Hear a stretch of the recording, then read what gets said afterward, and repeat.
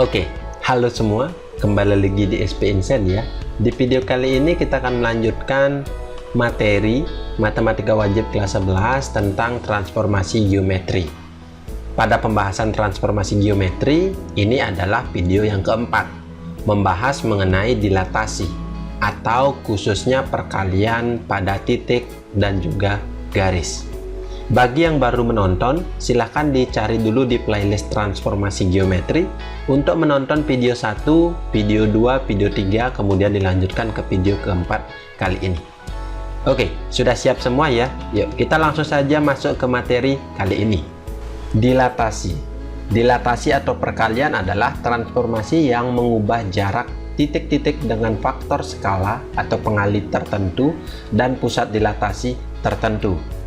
Jika yang didilatasikan sebuah bangun, dilatasi tidak mengubah bentuk bangun tersebut, tetapi hanya mengubah ukuran, memperbesar atau memperkecil dari bangun tersebut.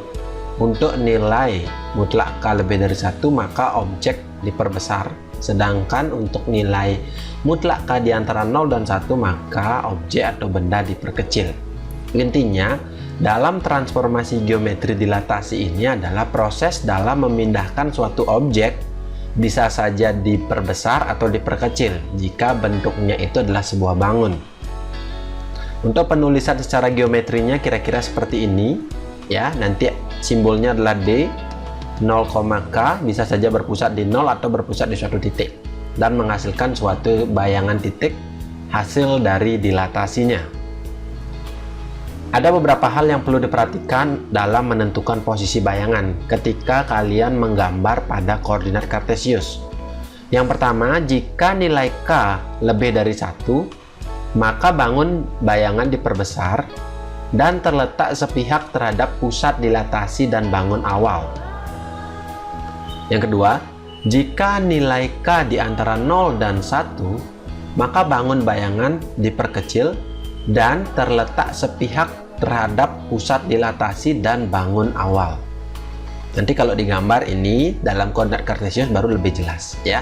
Yang ketiga, jika nilai K di antara negatif 1 sampai 0, maka bangun bayangannya adalah diperkecil dan terletak tidak sepihak terhadap pusat dilatasi dan juga bangun awalnya. Yang terakhir, jika nilai K-nya itu adalah lebih kecil dari negatif 1, maka bayangan diperbesar dan terletak tidak sepihak terhadap pusat dilatasi dan bangun awalnya. Selanjutnya, ada dua jenis dilatasi, dilihat dari pusat dilatasinya. Yang pertama, dilatasi yang berpusat di 0,0 atau ditulisnya O 0,0, tentunya dengan faktor skala K. Faktor skala K itu apa? Seperti yang tadi disampaikan, bisa diperkecil atau diperbesar ataupun dirubah posisinya. Rumusnya untuk yang berpusat di 0,0 adalah jika kita ingin mencari bayangan suatu titik, maka X aksen Y aksen sama dengan K kali dengan koordinat titiknya tersebut. Atau jika kita menggunakan matriks, bisa dibuat dalam bentuk matriks K0 0K dikalikan dengan XY. Yang mana lebih mudah itu digunakan. Intinya karena dilatasi adalah model perkalian, maka tinggal langsung saja kalikan K ke semua koordinat titik yang akan didilatasikan. Itu yang berpusat di 0,0. Kemudian yang jenis kedua adalah ketika dilatasi berpusat di PA, B dengan faktor skala K. Nanti bayangannya seperti apa? Bayangannya adalah X aksen Y aksen sama dengan K kali XY tambah 1 min K kali AB. Jika dirasa rumus ini terlalu susah dihafalkan, ada rumus bentuk lainnya, yaitu X aksen Y aksen sama dengan K kali X min A Y min B tambah AB. Berarti dikurangi A dikurangi B dulu X-nya, setelah itu dikalikan K, baru ditambah AB. Boleh yang sebelah kiri, boleh yang sebelah kanan. Atau bentuk lainnya bisa langsung seperti ini, disubstitusikan jika kita mau mencari bayangan titik yang didilatasikan terhadap pusat PAB dengan faktor skala K, maka X aksen sama dengan A tambah K kali X min A. Kalau Y aksen, maka B tambah K kali Y min B. Disesuaikan dengan rumus yang ini. Ingat, dalam menyelesaikan masalah dilatasi, identifikasi terlebih dahulu apakah dilatasinya berpusat di 0,0 atau berpusat di suatu titik P, A, B. Setelah itu tinggal disesuaikan saja apakah pakai rumus yang nomor 1 atau rumus yang nomor 2. Untuk titik dan garis itu konsepnya sama dengan transformasi geometri yang sudah dibahas di materi sebelumnya. Kita langsung saja masuk ke contoh soal 1. Tentukan bayangan titik min 10,5 oleh dilatasi O, min 1/5 ya. Berarti dalam hal ini kita identifikasi ya, maka yang dicari adalah bayangan titik oleh dilatasi yang berpusat di 0,0 karena ini O, itu berarti pusatnya di 0,0 dengan faktor skala adalah negatif 1/5. Karena ini sudah jelas ya bahwa berpusat di 0,0 sehingga kita pakai rumus yang nomor 1. Kemudian jika kita identifikasi nilai K-nya itu berada di antara min 1 dan 0, nanti kalau digambarkan otomatis bangun bayangan diperkecil dan terletak tidak sepihak terhadap pusat dilatasi dan bangun awap. Ini hanya sebagai pengetahuan saja ketika digambarkan. Namun kita akan lebih ke bayangannya di mana sih? Ya, kita pakai rumus yang mana? Kita pakai rumus nomor 1 tentunya. X aksen Y aksen sama dengan K kali XY. K-nya berapa? K-nya adalah min 1/5, X-nya adalah min 10, Y-nya adalah 5. Tinggal kita substitusikan jadinya min 1/5 kali min 10 kali 5. Kalau perkalian matriks seperti ini, atau perkalian skalar matriks namanya, berarti tinggal dikalikan min 1/5 kali min 10, kemudian min 1/5 kali 5. Jadinya 2 min 1.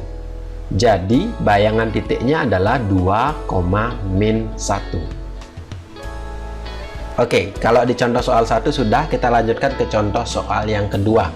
Tentukan bayangan titik 1,2 oleh dilatasi P,3 dengan koordinat P negatif 2,3. Sesuai dengan soal, maka yang dicari adalah bayangan titik oleh dilatasi yang berpusat di suatu titik P, yaitu negatif 2,3 dengan faktor skala 3. Jadi ini udah jelas ya, dilatasi P,3. Kalau yang tadi kan dilatasi O, sesuatu, berarti itu 0,0. Kalau yang ini berpusat di suatu titik, sehingga rumus yang digunakan adalah rumus nomor kedua. Jadi kalau kita identifikasi juga nilai K-nya, otomatis nanti bayangannya diperbesar dan terletak sepihak terhadap pusat dilatasi dan juga bangun awalnya. Nah, rumus yang kedua itu yang seperti apa? Kita gunakan yang ini saja. X aksen Y aksen sama dengan K kali X min A Y min B tambah AB. K-nya adalah 3, X-nya adalah 1, Y-nya adalah 2, A-nya adalah negatif 2, kemudian B-nya adalah 3 juga. Tinggal kita substitusi, kita dapatkan jadinya seperti ini. Kenapa ini tambah? Karena X min A, jadinya 1 min 1 kurang negatif 2, jadinya 1 tambah 2. Kemudian kita selesaikan yang di dalam kurung ini, jadinya 3 kali 3 min 1, berarti 3 kali 3 9, 3 kali min 3 adalah 3 kali min 1 adalah min 3. Jadinya 9 min 3 tambah 2, 3. 9 tambah min 2, 7, min 3 tambah 3 adalah 0. Jadi bayangannya adalah 70. Jika merasa susah menggunakan cara seperti ini, bisa kita langsung gunakan yang cara selanjutnya. Berarti kita cari titik dengan cara model seperti ini. Berarti kita cari X aksen dengan dimasukkan ke A tambah K kali X min A. Masukkan A-nya adalah min 2, K-nya adalah 3, X-nya adalah 1, A-nya juga min 2. Kita dapatkan jadinya min 2 tambah 3 kali 1 kurang min 2. Ini 1 kurang min 2 jadinya tambah, min 2 tambah 3 kali 1 tambah 2. Jadinya min 2 tambah 9, yaitu X aksennya adalah 7. Untuk Y aksen juga sama, tinggal kita substitusikan B, Y, dan juga K-nya. Kita dapatkan 3 tambah 3 kali 2 kurang 1. 2 kurang 1 itu adalah negatif 1, jadinya 3 tambah 3 kali min 1. Didapatkan bahwa 3 tambah negatif 3, yaitu 0. Jadi bayangan titiknya adalah 7,0. Nanti kalian bisa pilih, bisa pakai rumus yang mana saja, disesuaikan untuk memudahkan dalam perhitungan. Kita lanjutkan ke contoh soal yang ketiga. Diketahui ABCD adalah sebuah persegi dengan koordinat titik-titik sudut A 1,1, B 2,1, C 2,2, dan D 1,2. Tentukan bayangan dari titik-titik sudut persegi itu oleh dilatasi O,2. Berarti dilatasinya adalah berpusat di 0,0 yang faktor skalanya adalah 2. Bagaimana cara mendilatasikan sebuah bangun? Berarti tinggal kita ambil saja titik-titik sudut di persegi tersebut. Ada titik A, B, C, dan D. Langkah selanjutnya adalah kita dilatasikan terhadap pusat 0,0 dengan faktor skala 2. Artinya karena ini pusatnya 0,0 berarti mudah saja kita dari titik A kita cari bayangannya, tinggal dikalikan 2, titik B, C, D juga dengan cara yang sama. Kita satu-satu ya, kita mulai dari titik A itu adalah 1,1 dengan rumus nomor 1 tentunya kita gunakan karena berpusat di 0,0. Masukkan K-nya 2, X-nya 1, Y-nya 1. Kita dapatkan jadinya 2 kali 1, 1 ya, sama dengan 2. Titik B 2,1 dengan cara yang sama kita masukkan nilai K-nya 2, kalikan dengan 2 itu 4, 2 kali 1 itu 2. Berarti jadinya bayangan titik B adalah 4,2. Untuk titik C juga sama, berarti kita masukkan K-nya 2, X-nya adalah 2, jadinya 4,4.